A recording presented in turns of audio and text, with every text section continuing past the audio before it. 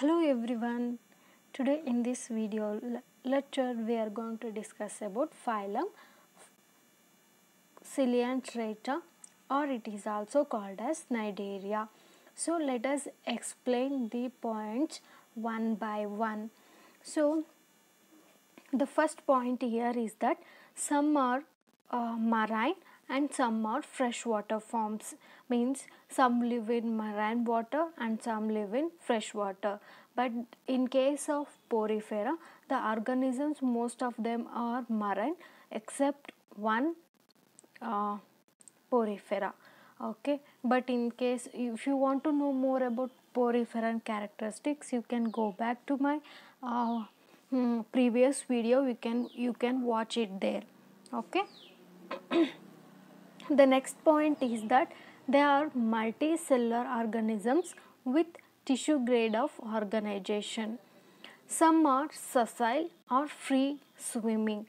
Here I told they are multicellular organisms, means the body is composed of many cells. Okay, they are multicellular organisms with tissue grade of organization. What is tissue grade of organization? Tissue grade of organization means it's an aggregation of similar cells into definite tissue to perform a common function. Okay, that is called as tissue grade of organization. So Coelenterate shows the tissue grade of organization. See, in the examination they will ask example for tissue grade of organizations. So the phylum Coelenterata is the example for that. Okay. And next one is some are sessile or free swimming, means some are attached to the substratum or some they go for the free swimming. And they are radially symmetrical organisms, means radially symmetrical means when an organism cut, or when when any plane passing through the central axis of the body divides the organisms into two identical halves, that is called as radial symmetrical organisms. Means I will show it here. See, if this is an organism, you can cut in this angle, the body is divided into two, or you can cut in this angle, the body is divided into two. So when any plane passing through the central axis of the body divides the organisms into two identical halves, that is called as radial symmetrical. Okay, so the phylum Coelenterate shows the radially symmetrical organisms. They are radially symmetrical organisms and they are diploblastic animals, means they are made up of two layers, the outer ectoderm and inner gastroderm, and in between these two layers there is a jelly like layer that is called as mesoglia. Okay, and they are, next point is that they are solitary or colonical, means they may live singly or they may live in a group. Next, the Coelenterate exhibit two different body forms. Those are, we can also call it as zooids. Okay, those are polyp and medusa. And here is to make you understand better, I have drawn the diagram, you can understand better. And this is called as polyp and this is called as medusa. This polyp is hydra like body, it has the hydra like body. Okay, and this medusa has umbrella like body. You can imagine it, the umbrella.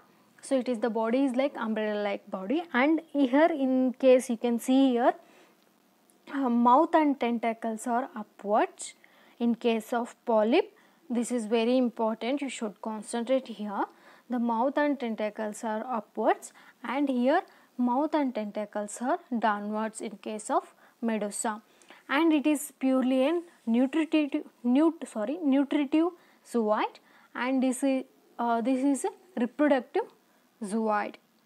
Okay, and let us know body parts. These are called as tentacles. Okay, and this area in this diagram this area, and in this diagram this area, this is called as gastrovascular cavity. It is also called as cylindron, okay, and it has gastrodermis, okay, and mesoglia. Just now I explained mesoglia. What is mesoglia? It is the space between the ectoderm and endoderm, which is jelly like space, that is called as mesoglia. Then it has the epidermis, outer layer, okay. These are the parts of the polyp and medusa. Let us move on to the few more points. They have central cavity or inner gastroderm encloses in a cavity called as gastrovascular cavity or cylindron. Just now I have shown in the diagram which part is the cylindron. See here, you can see this part is called as cylindron, or it is also called as gastrovascular cavity. So what is gastrovascular cavity? Gastrovascular cavity is they have central cavity or inner gastroderm encloses in a cavity, that is called as gastrovascular cavity, or it is also called as cylindron. And the next point, they have a peculiar stinging cells. They have peculiar stinging cells, okay. Those are called as cnidoblasts or nematoblasts. For what purpose they have stinging cells? Like stinging like this, okay. Stinging like they will sting, okay. Those are called as stinging cells. You know the meaning of sting, right? Okay. So why they have? Because they have for offense and defense. For defense purpose they have these cells. And locomotion is by tentacles. The movement is through tentacles. You can see in the diagram, these are called as tentacles, okay. These are there for locomotion, okay. Next, the digestion is both extracellular or intracellular. It may be extracellular or intracellular. And next point about nervous system, a loose network of nerve cells distributed in an ectodermal layer, okay. And this is the beginning of nervous system in animal kingdom. You have to remember this point. So this is the beginning of the nervous system in animal kingdom. And one more point I would like to add here is that they don't have separate circulatory, respiratory or excretory system, okay. And the next point, they produced unique cell organelle called as pneumatocytes, okay. And they are found around the mouth or over the tentacles. They found over the mouth and also over the tentacles. Which are those? Those are called as pneumatocytes. Then let us move on to the few more points.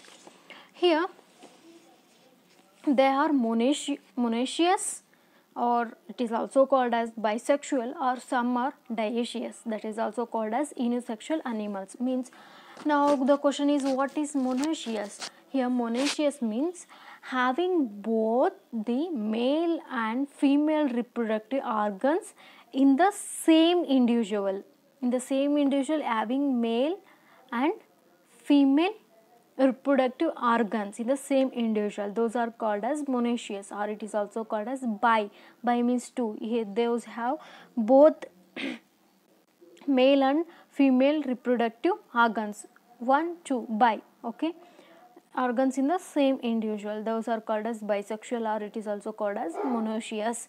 And it has one more name, that is also called as, these are also called as hermaphrodite. And next one here is that dioecious. Dioecious, or it is also called as unisexual, as in the name indicates, having male and female reproductive organs in separate individuals, okay. Having male and female characters in separate individuals in two different, that is called as dioecious, or it is also called as unisexual. So in case of ciliatrates, they may be monoecious or they may be dioecious. And then coming to reproduction, reproduction takes place by sexual and asexual method. And asexual method we know that is through by budding, and sexually by the fusion of sperms and eggs.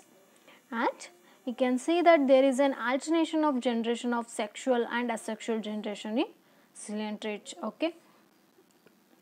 Next, Next, coming to the classification, there are three types.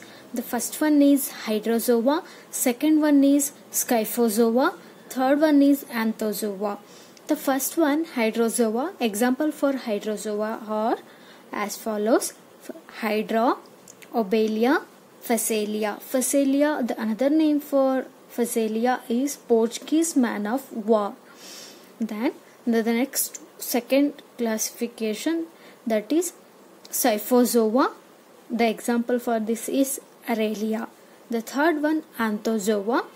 Examples are as follows: Asteraceae, then sea anemone, this is also called as Adamsia, then Menandrina, that is also called as braincoal, and next one, Penantula, the another name for this is sea pen, and Gorgonia, the another name for this is sea fan. This is the classification of the phylum Cnidaria.